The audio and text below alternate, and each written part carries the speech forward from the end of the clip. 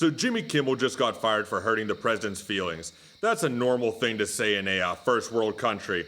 Now, you think maybe, oh, he said something horrible? No, check out what he said that was worthy of having his career just imploded on the spot by the government. We hit some new lows over the weekend with the MAGA gang desperately trying to characterize this kid who murdered Charlie Kirk as anything other than one of them and doing everything they can to score political points from it. In between the finger pointing, there was grieving. On Friday, the White House flew the flags at half-staff, which got some criticism. But on a human level, you can see how hard the president is taking this. My condolences on the loss of your friend Charlie Kirk. May I ask, sir, personally, how are you holding up over the last day and a half, sir? I think very good. And by the way, right there, you see all the trucks?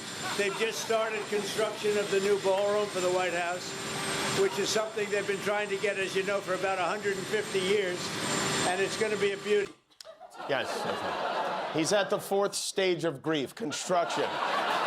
And somehow this is worse than it seems. This wasn't just the president himself getting upset and then going out and executing a personal vendetta. No, he weaponized the FCC to do this. Here's one of the head honchos at the FCC being interviewed by a right-wing content creator, specifically talking about how he is going to weaponize the FCC against a citizen and trample all over their free speech rights while doing it.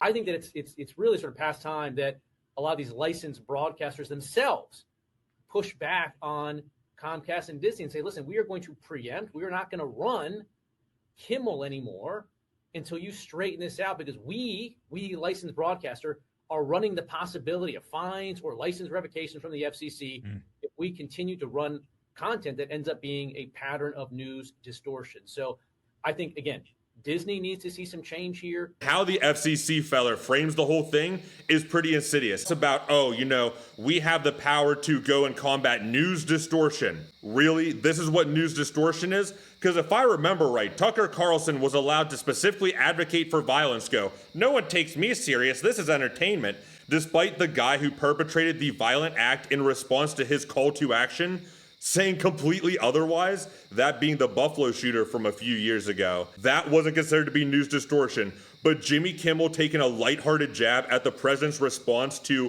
what should be, for the way he's making it seem, a tragedy in his life. It was 2 days ago, maybe, that this administration said they're going to go after people who are saying speech they don't like? Well, they followed through on it, I'll give them that. It's Wednesday, and Jimmy Kimmel was the first. But somehow I feel this is just the start of a lot of heads rolling.